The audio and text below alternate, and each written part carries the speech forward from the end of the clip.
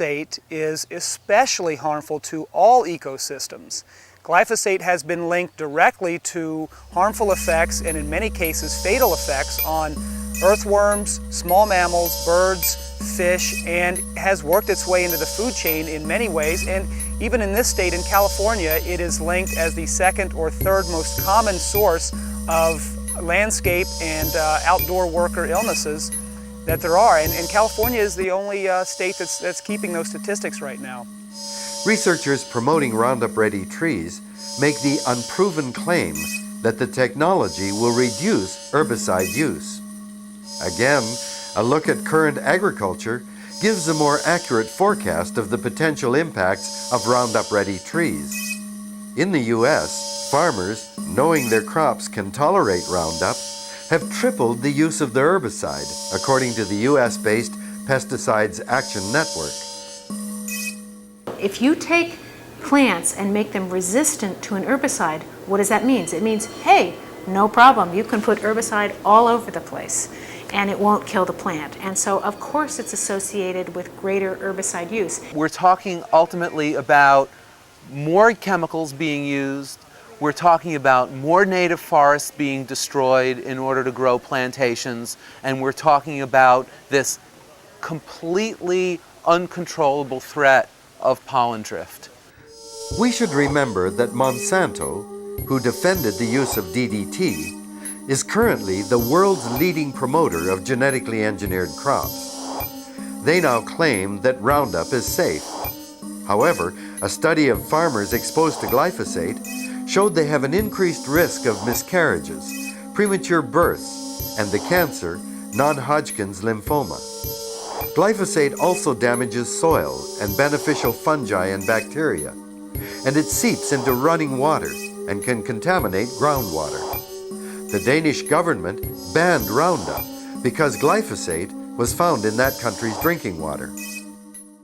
We have evidence of glyphosate remaining active and lethal for anywhere from 7 to 8 months to well over a year in certain soil systems. And this is certainly something that we do not need to introduce in any way, shape, or form into environments, whether it's on agricultural crops or, in this case, plantations and former native forests that were converted into plantations.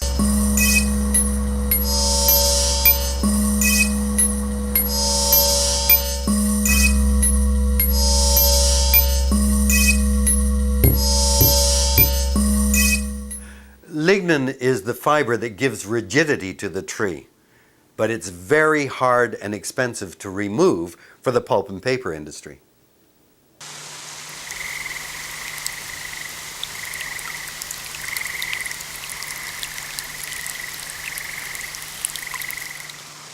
And the third trait that the technology is focusing on here is the gene that expresses a reduced lignin level.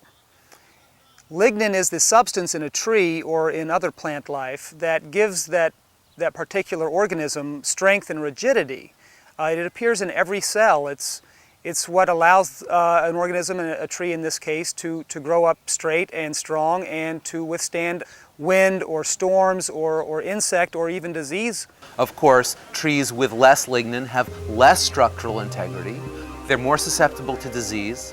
They're more susceptible to insect damage. The paper industry claims reducing lignin from trees means less chemicals will be used during paper processing.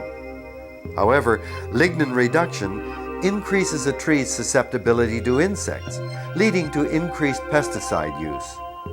These trees are also more susceptible to disease and animal browsing, as well as environmental stresses like wind that will kill many of these trees.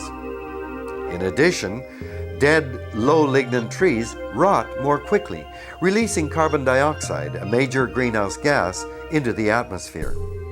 And once more, there is no way to predict what the long-term consequences will be if this technology is released into nature.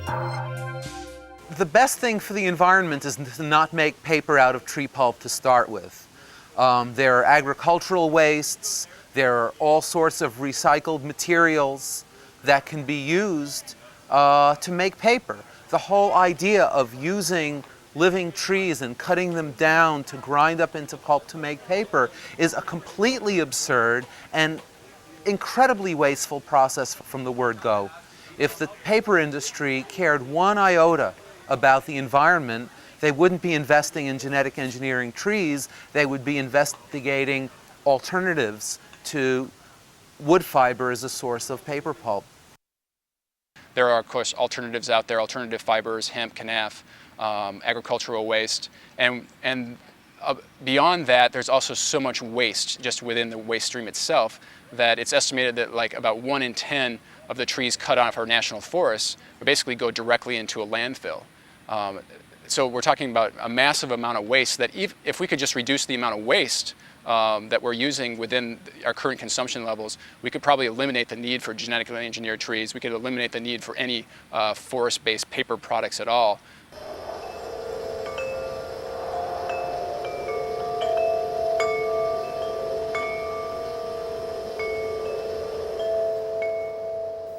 Pollen can blow over many, many miles, and one of the greatest threats is the blowing of genetically engineered pollen onto native lands and forests. Native trees will be contaminated and will continue to contaminate more trees in an endless cycle.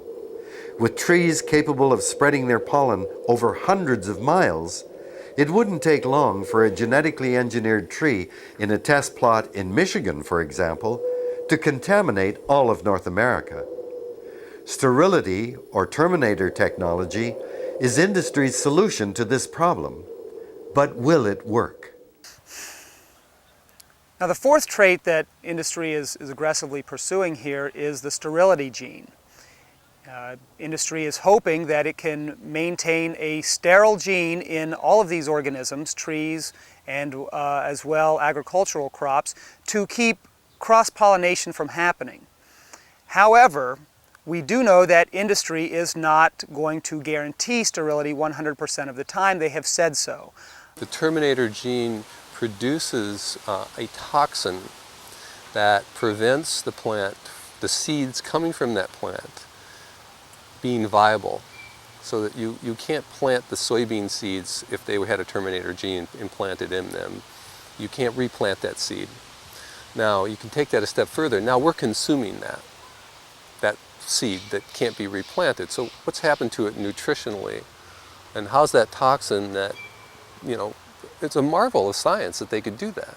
But their knowledge is way ahead of their wisdom here, because now we're consuming that product and it's potentially terminating us in some subtle way that can't be told for 10 or 20 years.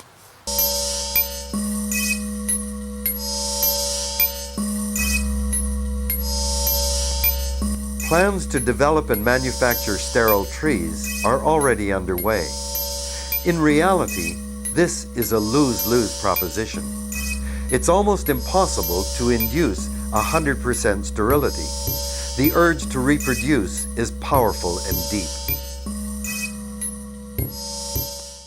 Martha Crouch, who's a plant geneticist at Indiana University, who did some of the basic science upon which the terminator technology, as it's called, is based, says that this is a technology that can never be reliable, and that even a small amount of slippage in the reliability of these sterility technologies can actually spread sterility to other plant varieties in the case of food crops and into our native forests.